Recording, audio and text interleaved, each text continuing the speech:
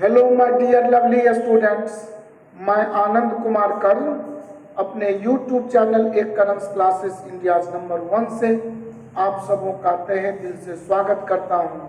और साथ साथ आज आपके लिए बहुत ही बेहतरीन सेशन लेकर प्रस्तुत हूं, परसेंटेज का पार्ट 5।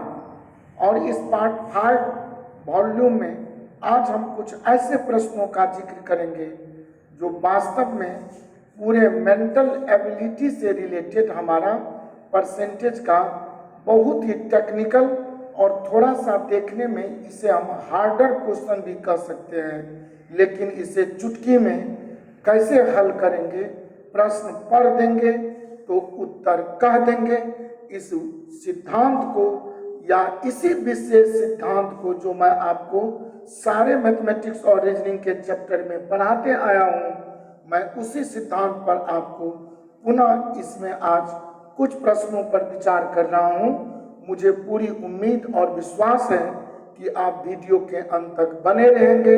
अगर आप कोई न्यू हमारे देखने वाले दर्शक वृंद हों तो निश्चित ही आप इसे सब्सक्राइब करेंगे, इस चैनल का बेल आइकन दबा लेंगे ताकि आगामी जो भी वीडियो मैं अपलोड करूं तो उसका सीधा नोटिफिकेशन आप तक जाए। प्रश्न शुरू करने से पहले अपने कोचिंग के डायरेक्टर महोदय मिस्टर राजू सर जी का नंबर प्रत्येक क्लास वीडियो में लिखा होता है 9934849798।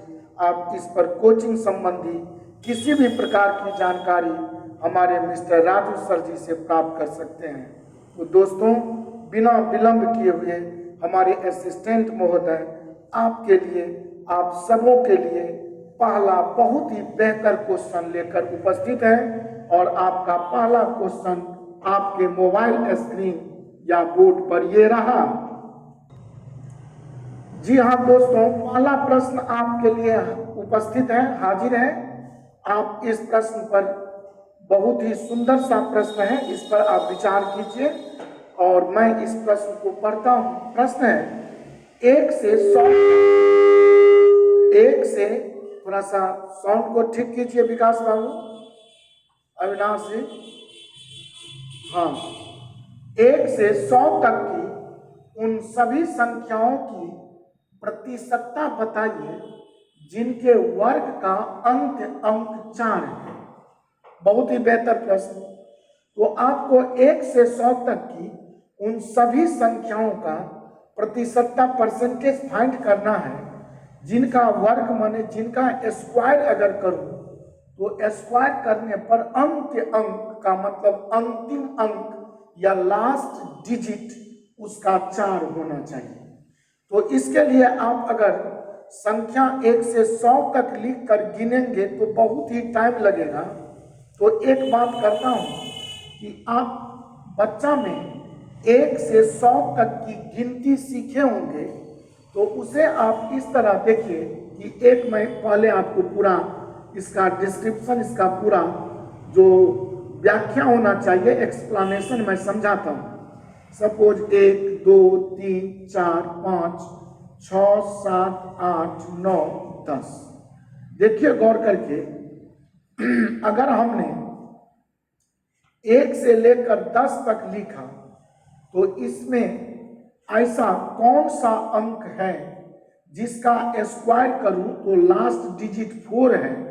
तो इसके लिए दोस्तों एक 2 का स्क्वायर अगर कोई करे तो 2 का स्क्वायर करने से आपका यह 4 देगा, और 8 का स्क्वायर अगर किया जाए तो यह आपका 64 देगा। तो ये 2 का स्क्वायर करने से अगर अंक लास्ट में 4 आ रहा है तो 8 का स्क्वायर भी करने से 64 का लास्ट डिजिट आप देख रहे हैं कि 64 का अंक लास्ट डिजिट 4 ही आ रहा है। अब गौर करें कि जो भी संख्या हम अब यहाँ 11 से लेकर 20 तक लिखेंगे तो उसमें जब हम 11 के बाद 12 लिखेंगे और यहाँ 8 के बदले में 18 लिखेंगे तो ये 12 का स्क्वायर भी वैसे सबको याद है 144, तो इसका भी लास्ट डिजिट 4 और 18 का स्क्वायर करूं तो यह 324, तो इसका भी तो लास्ट डिजिट 4 होगा। अर्थात 1 से लेकर 10 तक का जो यह एक कॉलम आपने लिखा, तो इसमें दो ऐसी संख्या मिली जिसका स्क्वायर करने से लास्ट डिजिट 4 होगा। तो 11 से लेकर 20 तक अगर कोई लिखे तो उसमें भी आपका 12 और 18 मतलब ऐसी संख्या जिसका यूनिट प्लेस 2 अथवा 8 हो, यूनिट प्लेस 2 अथवा 8 हो, उसी का स्क्वायर करने से तो लास्ट डिजिट मेरा 4 आ सकता है। और ऐसे ऐसे 1 से 10, 11 से 20, फिर जब आप 21 से 30 तक लिखेंगे 21 to 30, तो उसमें भी 22 और 38 जो होगा वह 22 और 38 का यूनिट प्लेस 2 है, तो इसका भी स्क्वायर करने से यूनिट प्लेस 4 आएगा लास्ट डिजिट। इस 38 का भी अगर स्क्वायर करूं तो यूनिट प्लेस 8 होने के कारण इसका भी तो स्क्वायर मेरा कहिए तो 4 ही आएगा लास्ट डिजिट। तो 1 से 100 तक लिखने में ऐसे ऐसे आपको 10 कॉलम आएंगे, तभी आप लास्ट में 10वां कॉलम में 91, 92 से लेकर 100 तक लिखेंगे। तो जब एक कॉलम में हमें यह 2 ऐसे अंक प्राप्त हो रहे हैं, 2 नंबर, तो इस तरह जब मैं 10 ऐसा खाना बनाऊंगा तभी तो 100 तक के पहाड़ा या गिनती लिखे जा सकते हैं।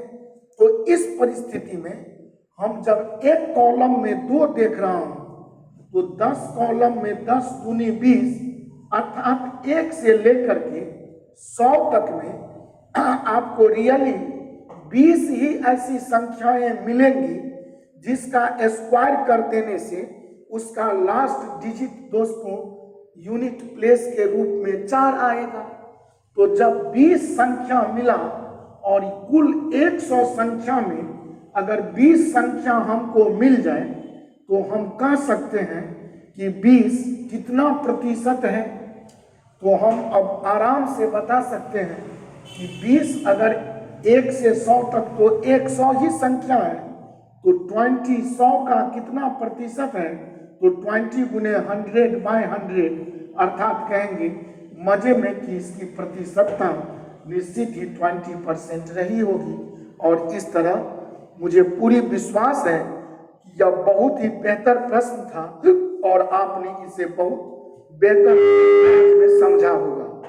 तो दोस्तों कुछ भी नहीं था, लास्ट डिजिट 4 1 से लेकर 100 तक में आप देख लिए कि 20 संख्या आ रही है। कैसे, मैं बता दिया कि ऐसा 1 से 10 तक में 2 और 8 ही ऐसी संख्या है जिसका स्क्वायर करने पर लास्ट डिजिट मेरा या अंतिम अंक या यूनिट प्लेस मेरा 4 आ सकता है। और इस तरह 100 तक अगर देखूं तो एक कॉलम में 2 संख्या आया, तो 100 तक लिखने में हम 10 कॉलम बनाएंगे जिस सभी में, या यूं कहूं कि 1 से लेकर 10 तक में बोल सकते हैं आप 2, तो आप 11 से लेकर 20 तक में भी तो बोल सकते हैं 2, फिर आप बोल सकते हैं 21 से लेकर 30 तक में भी 2। तो ऐसा ऐसा जब हम वास्तव में 100 तक देखेंगे तो ऐसा हमारा या 10 2 आएगा और 10 दूनी 20 संख्याएं मिल जाएंगी। और इस तरह हम 20 100 का कितना परसेंट है तो यह निकालने का भी आवश्यकता नहीं था, क्योंकि 100 में ही तो प्रतिशत का मतलब समझा जाता है। तो 20 संख्या जब 100 में ही मिले तो वह निश्चित ही 20% ही होगा।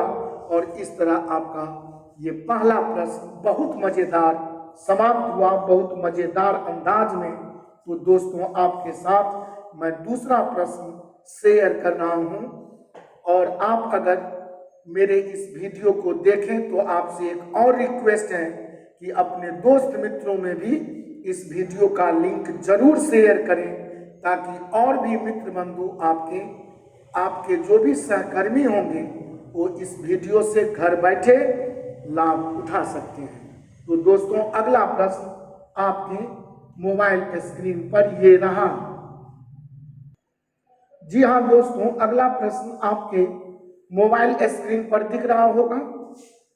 बहुत ही बेहतर क्वेश्चन है, एसएससी पूछा हुआ क्वेश्चन है। एसएससी में बेची गई हर 19 पतंगों 19 पतंगों के समूह के लिए एक विक्रेता एक पतंग निःशुल्क देता है। 10% की छूट देने के लिए 27 पतंगों की बिक्री में कितनी अतिरिक्त पतंगें दे? निकटतम पूर्णांक। गौर से समझे, कहने का मतलब कि 19 पतंग अगर खरीदेंगे तो विक्रेता या सेलर शॉपकीपर हमें एक पतंग निःशुल्क या फ्री दे देगा। तो हम यूं कहूं कि 20 पतंग हमें मिलेगा, 19 का दाम लगेगा। तो गौर करें कि अब अगर 20 पतंग मैं ले आता हूं तो उसमें एक पतंग फ्री है। तो अगर छूट का प्रतिशत देखें तो 1 गुने 100, लेकिन ये छूट तो 20 पर मिला। चूंकि 19 पतंग खरीद रहा हूं और एक पतंग मुझे फ्री दे रहा है तो ऑटोमेटिकली मुझे 20 पतंग मिले, जिसमें फ्री मिला एक। तो फ्री का परसेंट या छूट का परसेंट, डिस्काउंट परसेंट देखूं तो कहेंगे डिस्काउंट गुने 100 बटे टोटल। तो टोटल तो मेरा 20 है, तो हम कहेंगे 5%। अब देखिए, 5% अगर छूट दे रहा है तो हम कहेंगे 20 पतंग पर एक फ्री दे रहा है। अब अगर मैं कहूं कि 2 अगर वो फ्री दे दे तो कहेंगे 10% का छूट होगा। एक फ्री पर 5%, तो 2 फ्री पर 10%। चूंकि हमें प्रश्न है 10% की छूट देने के लिए, तो आप गौर करें कैसे। तो एक फ्री पर अगर 5% हमारा छूट आ रहा है तो 2 अगर वो फ्री कर दे तो आप देख सकते हैं 2 गुने 100, और पतंग तो मुझे दिया वो 20, तो कहेंगे हम 20 पंचे 100, तो कहेंगे 10%। अर्थात 10% अगर मुझे वह छूट दे तो 20 पतंग मुझे देगा, लेकिन मूल्य तो मुझे 18 पतंग का ही लगेगा। क्या 20 पतंग अगर मुझे देगा तो गौर करने की बात है, 2 अगर छूट दे दे तो मैं कह सकता हूं बड़ा मजे में कि वह 10% का छूट दे रहा है। तो कहेंगे 10% का छूट अगर वो मिला तो 18 पतंग का दाम लगा। 10% छूट अगर मिला तो 18, अर्थात हम कह सकते हैं कि फिर से समझे दोस्तों कि 19 अगर पतंग आप खरीदते हैं, 19 पतंग अगर हमने लिया और एक पतंग को फ्री कर दिया, तो कॉमन सेंस है कि 20 हमको दिया है 20 पीसेस और उसमें एक फ्री है, तो फ्री का परसेंट फ्री गुने 100 अब बटे टोटल 20, तो कहेंगे 5%। तो कहेंगे एक फ्री होने पर अगर 5% का डिस्काउंट है तो 2 फ्री होने पर 10% का डिस्काउंट होगा। अर्थात ये समझिए ना ठीक से कि हम 18 पतंग अगर खरीदते हैं तो हमें 2 पतंग फ्री मिलता है, अर्थात मेरा छूट का परसेंट 10% मिलता है। तो अगर 18 पतंग पर 18 की खरीद पर 10% का डिस्काउंट लेने के लिए 2 हमें फ्री में देता है, गौर समझेंगे तो कॉस्ट तो मेरा 18 ही पतंग का लग रहा होगा। गौर से समझने की बात है, 18 पतंग का कॉस्ट लिया, 2 पतंग फ्री किया, तो हम कहेंगे 10% मेरा वास्तव में छूट आया। तो अब अगर कहूं कि 9 पतंग अगर खरीदूं तो 10% का ये छूट बरकरार रखने के लिए हम कहेंगे 1 पतंग मेरा फ्री होगा, कॉमन सी बात है।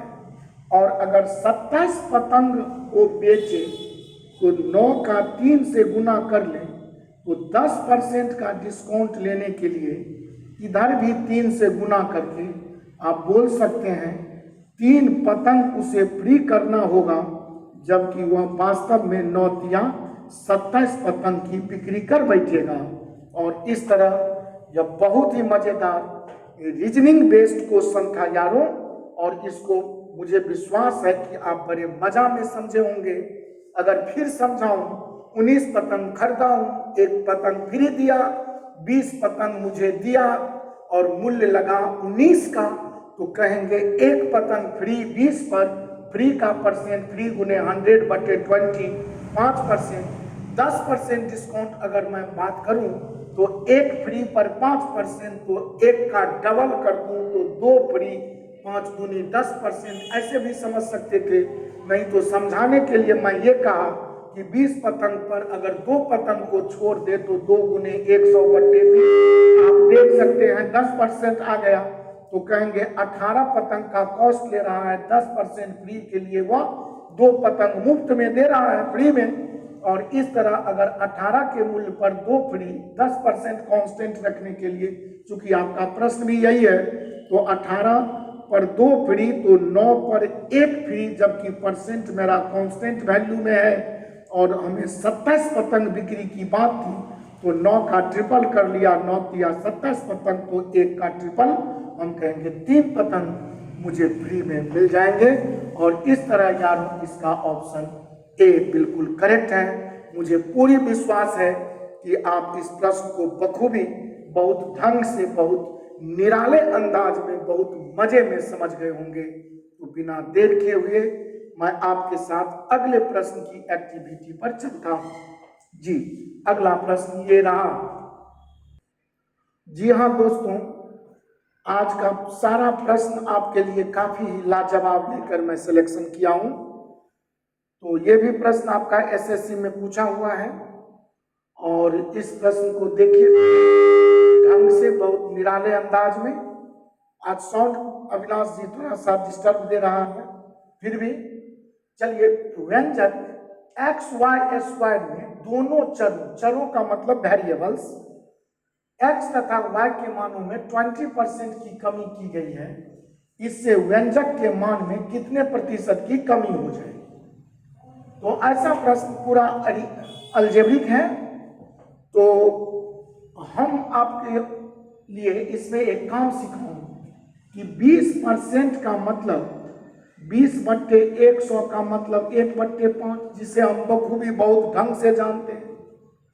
तो अगर x को और y को हम 5 ही मान लें, x भी 5 y भी 5, ये दोनों वेरिएबल्स का मान 5, तो x का 20% माने 5 का 1/5 अगर कोई कहे तो 1 हो जाए।